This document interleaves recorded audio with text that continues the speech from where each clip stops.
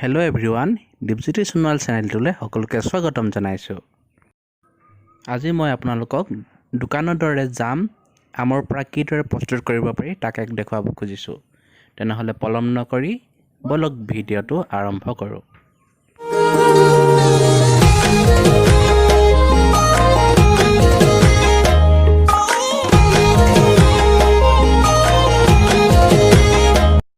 প্ৰথমতে মই এনেদৰে আমকেইটা বাকলি গুচাই লৈছোঁ। আপোনালোকে এনেদৰে আমকেইটা বাকলি গুচাই ল'ব। তাৰপাছত সেই আমখিনি চকলা চকলকৈ ভিডিঅ'ত দেখুৱাৰ দৰে এনেদৰে কাটি ল'ব আপোনালোকে। মই যিদৰে কাটিছোঁ এখন কটাৰীৰে আপুনি এনেদৰে কাটি ল'ব চকলা চকলকৈ।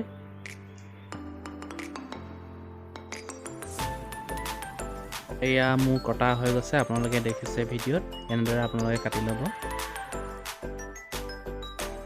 এতিয়া এই কটা আমখিনি এটা চচত মই পানী 1.5 গিলাচ লৈ পিনে এইখিনি উতলিবলৈ গেছত দি দিছোঁ।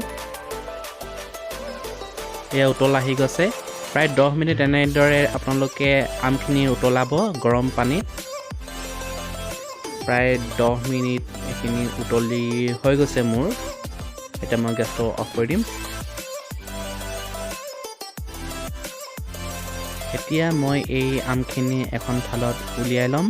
আপোনালোকে ভিডিঅ'ত দেখিছে যিদৰে মই উলিয়াইছোঁ, আপোনালোকে এখন থালত ঠিক তেনেদৰে উলিয়াই ল'ব আৰু ঠাণ্ডা হ'বৰ বাবে আপোনালোকে 10 মিনিট এনেদৰে উলিয়াই থৈ দিব।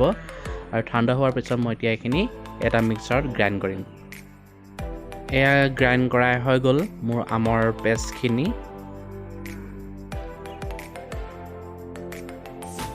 এতিয়া এই পানীখিনি আমৰ উতলিব দিয়া পানীখিনি আপোনালোকে পেলাই নিদিব। এতিয়া এই পানীখিনি এতিয়া অকণমান উতলিবলৈ দিয়া হৈছে। আৰু উতলি অহাৰ লগে লগে এতিয়া মই চেনি দি দিছোঁ। আপোনালোকে ভিডিঅ'ত দেখিছে এনেদৰে অলপ উতলি অহাৰ লগে লগে অলপ গৰম হোৱাৰ লগে লগে আপোনালোকে চেনি দি দিব। মই গুড়ি চেনি ব্যৱহাৰ কৰিছোঁ, আপোনালোকে গোটা চেনিও ব্যৱহাৰ কৰিব পাৰে। এতিয়া যিহেতু আমৰ বতৰ, আপোনালোকে তেনেদৰে ঘৰতে তৈয়াৰ কৰি ল'ব পাৰে। এনেদৰে আমৰ জাম ৰুটিৰ লগত খাব পাৰে, ব্ৰেডৰ লগত খাব পাৰে। এনেদৰে বনাই ল'ব আপোনালোকে ঘৰতে। এয়া চেনি পানীখিনিও উতলি আহিবলৈ ধৰিছে। উতলাৰ পিছত এতিয়া মই আমৰ পেষ্টখিনি তাত লাহে লাহেকৈ দি দিম। আপোনালোকে ভিডিঅ'ত দেখিছে কিদৰে মই দি দিছোঁ, ঠিক তেনেদৰে আপোনালোকে দি দিব। আৰু এইখিনি দি পিনে আপোনালোকে এখন হাতেৰে লৰাই যাব।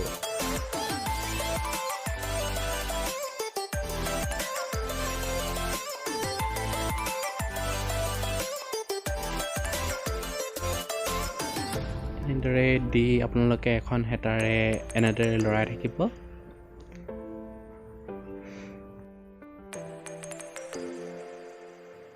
এয়া আমখিনি অলপ ঘন হ'বলৈ ধৰিছেই লাহেকৈ। আপোনালোকে এনেদৰে এখন হেতাৰে এনেদৰে লৰাই থাকিব। লৰাই লৰাই আচলতে ঘন কৰিব। সেইটো সময়তে আপোনালোকে 1 চামুচ নেমুৰ ৰস দি দিব আৰু এনেদৰে লৰাই লৰাই ঘন কৰিব।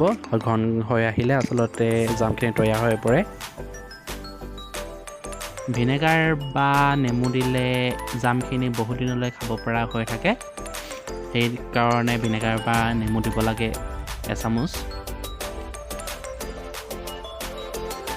এতিয়া আপোনালোকে ইয়াত অলপমান ফুড কালাৰ এড কৰি দিব পাৰে। মোৰ ফুড কালাৰ নাছিলে কাৰণে মই নিদিলোঁ, আপোনালোকে এড কৰি দিব পাৰে। এয়া হৈ গৈছে মোৰ আমৰ জাম। আপোনালোকে এইখিনি 2 ঘণ্টামান থৈ পিছত পৰিৱেশন কৰিব পাৰে ৰুটিৰ লগত বা ব্ৰেডৰ লগত। যদিহে ভিডিঅ'টো ভাল লাগিছে লাইক কৰিব, কমেণ্ট কৰিব, শ্বেয়াৰ কৰিব আৰু মোৰ চেনেলটো ছাবস্ক্ৰাইব কৰিব। ধন্যবাদ।